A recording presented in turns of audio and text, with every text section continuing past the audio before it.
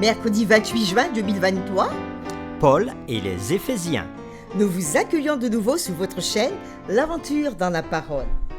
Quel que soit l'endroit où vous êtes aujourd'hui ou ce que vous faites actuellement, nous voulons nous arrêter avec vous et souhaiter que Dieu nous accorde discernement, sagesse par le Saint-Esprit autour de sa parole.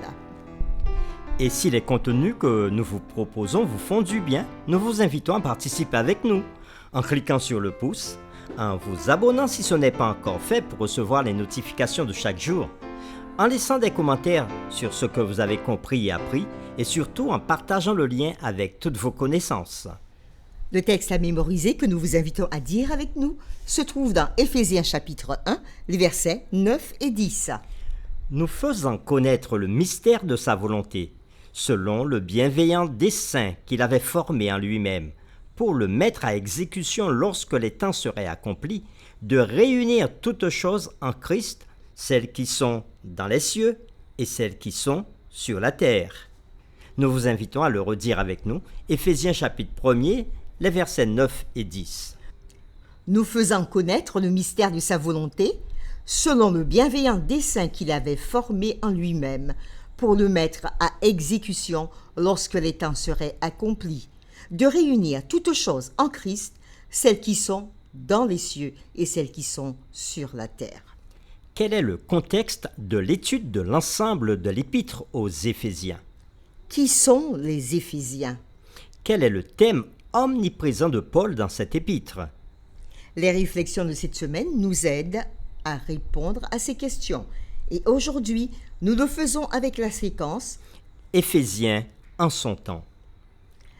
Lisons ensemble Éphésiens chapitre 1, les versets 1 et 2, Éphésiens chapitre 6, versets 21 à 24.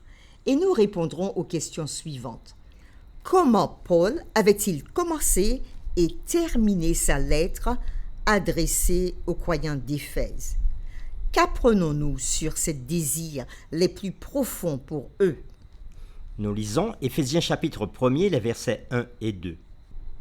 Paul, apôtre de Jésus-Christ par la volonté de Dieu, aux saints qui sont à Éphèse et aux fidèles en Jésus-Christ, que la grâce et la paix vous soient données de la part de Dieu notre Père et du Seigneur Jésus-Christ. Éphésiens chapitre 6, les versets 21 à 24. Afin que vous aussi, vous sachiez ce qui me concerne, ce que je fais. Tychique, le bien-aimé frère et fidèle ministre dans le Seigneur, vous informera de tout. Je l'envoie exprès vers vous, pour que vous connaissiez notre situation et pour qu'il console vos cœurs. Que la paix et la charité avec la foi soient données aux frères de la part de Dieu le Père et du Seigneur Jésus-Christ. Que la grâce soit avec tous ceux qui aiment notre Seigneur Jésus-Christ d'un amour inaltérable. Après la lecture de Éphésiens 1, versets 1 et 2 et Éphésiens 6, versets 21 à 24, nous répondons aux questions suivantes. Comment Paul avait-il commencé et terminé sa lettre adressée aux croyants d'Éphèse? Qu'apprenons-nous sur ces désirs les plus profonds pour eux? Au début et à la fin de la lettre adressée aux croyants d'Éphèse, Paul s'identifie comme étant l'auteur de cette lettre. En effet, au début de la lettre, Paul s'identifie comme l'auteur, et vers le milieu de la lettre, Paul s'identifie à nouveau par son nom, se qualifiant de prisonnier de Christ pour vous païens, dans Éphésiens chapitre 3, le verset 1er, ce qui introduit une réflexion personnelle sur son œuvre d'apôtre. Nous pouvons le voir dans Éphésiens chapitre 3, les versets 1 à 13. Vers la fin de la lettre, Paul se réfère à nouveau à son emprisonnement, dans Éphésiens chapitre 6, verset 20, et il conclut par des paroles personnelles. Éphésiens 6, versets 21 et 22. Bien que certains érudits nient le fait que la lettre ait été écrite par Paul, il est important de noter que l'épître indique clairement Paul en tant qu'auteur. La plupart des chrétiens acceptent à juste titre Paul comme l'auteur de l'épître aux Éphésiens. Dans cette lettre, qu'apprenons-nous sur ses désirs les plus profonds pour eux? Oui, Paul a le désir que les fidèles vivent en paix et en harmonie, parce qu'il voudrait que la charité et la foi soient données aux frères de la part de Jésus-Christ, leur Seigneur. Il veut aussi que la grâce de Dieu soit manifestée au sein de l'Église et que l'amour fraternel règne dans l'Église par Jésus-Christ, leur Sauveur. Au verset 21 du chapitre 6, Paul veut rassurer les chrétiens de l'Église d'Éphèse de sa situation. Et pour cela, il dit qu'il envoie le bien-aimé Tychik afin de leur donner, de les informer de tout ce qui se passe à son sujet. Lisons maintenant Éphésiens chapitre 3, le verset 13, et nous répondrons à la question suivante. Comment Paul s'inquiète-t-il de l'effet de son emprisonnement sur les croyants d'Éphèse? Éphésiens chapitre 3, le verset 13. Aussi, je vous demande de ne pas perdre courage à cause de mes tribulations pour vous. Elles sont votre gloire. Après lecture de ce texte de Éphésiens chapitre 3, verset 13, nous répondons maintenant à la question « Comment Paul s'inquiète-t-il de l'effet de son emprisonnement sur les croyants d'Éphèse ?» Paul invite les croyants à ne pas perdre courage à cause des tribulations qu'il a, parce qu'il dit que cette tribulation, c'est pour la gloire de l'Église d'Éphèse. Rappelons-nous que l'étude que nous faisons dans le livre des Éphésiens se situe dans le thème « Comment suivre Jésus dans les moments difficiles ». La lettre aux Éphésiens semble partager les circonstances avec d'autres lettres que Paul avait écrites depuis sa prison, telles que la lettre de Colossiens.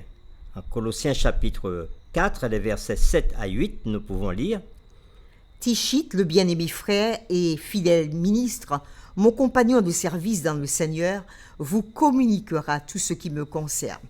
Je l'envoie exprès vers vous pour que vous connaissiez notre situation et pour qu'il console vos cœurs. Je l'envoie avec Onésime, le fidèle et bien-aimé frère qui est des vôtres. Ils vous informeront de tout ce qui se passe ici. » Oui, l'épître de Philémon aussi partage les mêmes circonstances. En outre, un temps considérable semble s'être écoulé depuis le ministère de Paul à Éphèse. Éphésiens chapitre 1 verset 15 et Éphésiens chapitre 3 versets 1 et 2 nous le rappellent. Paul avait probablement écrit la lettre aux Éphésiens dans une prison de Rome vers 62 après Jésus-Christ. Dans Éphésiens, Paul donne peu de détails sur la situation de son auditoire à Éphèse. La portée de son attention est large. Il traite d'une grande période en commençant par les décisions de Dieu prises avant la fondation du monde. C'est ce que nous trouvons dans Éphésiens chapitre 1, verset 4. Et il développe largement les grands thèmes du salut de Dieu offert en Christ. Ce faisant, la lettre présente un style littéraire exalté, avec de longues phrases, des expressions répétitives et des métaphores développées. Paul avait aussi utilisé un tel style ailleurs, comme par exemple dans Romains chapitre 8, versets 31 à 39. Mais il est plus présent dans l'épître aux Éphésiens qui comporte beaucoup de louanges, de prières et de paroles d'adoration, telles que nous pouvons le lire dans Éphésiens chapitre 1er, le verset 3. Béni soit Dieu, le Père de notre Seigneur Jésus-Christ, qui nous a bénis de toutes sortes de bénédictions spirituelles dans les lieux célestes en Christ. Et dans Éphésiens chapitre 3, les versets 14 à 19, nous pouvons lire « À cause de cela, je fléchis les genoux devant le Père, duquel tire son nom toute famille dans les cieux et sur la terre, afin qu'il vous donne, selon la richesse de sa gloire, d'être puissamment fortifié par son esprit dans l'homme intérieur, en sorte que Christ habite dans vos cœurs par la foi, afin qu'étant enraciné et fondé dans l'amour, vous puissiez comprendre avec tous les saints quelle est la largeur, la longueur, la profondeur et la hauteur, et connaître l'amour de Christ qui surpasse toute connaissance, en sorte que vous soyez remplis jusqu'à toute la plénitude de Dieu.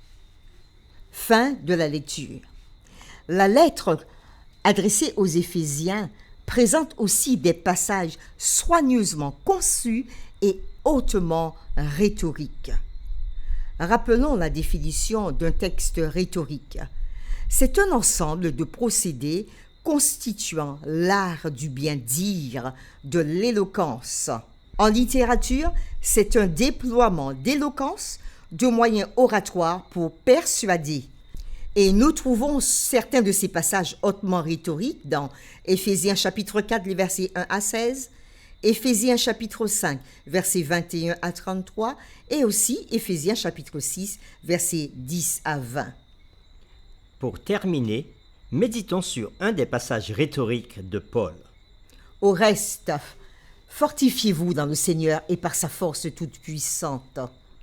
Revêtez-vous de toutes les armes de Dieu, afin de pouvoir tenir ferme contre les ruses du diable. Car nous n'avons pas à lutter contre la chair et le sang, mais contre les dominations, Contre les autorités, contre les princes de ce monde de ténèbres. contre les esprits méchants dans les lieux célestes. C'est pourquoi prenez toutes les armes de Dieu, afin de pouvoir résister dans les mauvais jours et tenir ferme après avoir tout surmonté. Tenez donc ferme. Ayez à vos reins la vérité pour ceinture. Revêtez la cuirasse de la justice. Mettez pour chaussure à vos pieds le zèle que donne l'évangile de paix. Prenez par-dessus tout cela le bouclier de la foi avec lequel vous pourrez éteindre tous les traits enflammés du malin. Prenez aussi le casque du salut et l'épée de l'esprit qui est la parole de Dieu. Faites en tout temps par l'Esprit toutes sortes de prières et de supplications. Veillez à cela avec une entière persévérance et priez pour tous les saints. Priez pour moi, afin qu'il me soit donné, quand j'ouvre la bouche, de faire connaître hardiment et librement le mystère de l'Évangile, pour lequel je suis ambassadeur dans les chaînes et que j'en parle avec assurance comme je dois en parler. Nous vous invitons à prier avec nous. Seigneur, à travers le texte que nous venons de lire, tu nous montres que ton serviteur Paul avait une grande connaissance des lettres et il avait aussi un pouvoir de persuasion parce que Paul avait étudié auprès de Gamaliel, son instructeur. Et Paul utilisera tous les dons que tu lui as donnés pour permettre à cette lettre de parvenir aux Éphésiens et que les Éphésiens soient convaincus de ces paroles qu'il leur donnait de ta part. Ces paroles nous arrivent à nous aussi qui vivons au XXIe siècle. Aide-nous à bien saisir tout le sens, à bien comprendre la portée littéraire de ce texte pour mieux le recevoir et aussi nous laisser pénétrer par ces paroles que tu as données à Paul pour nous. Ces paroles sont des paroles de louange, de consolation, d'encouragement pour ton peuple et surtout pour ton peuple vivant à la fin des temps. Merci pour cette grâce et pour ces paroles que tu nous accordes. Nous t'avons prié au nom de Jésus.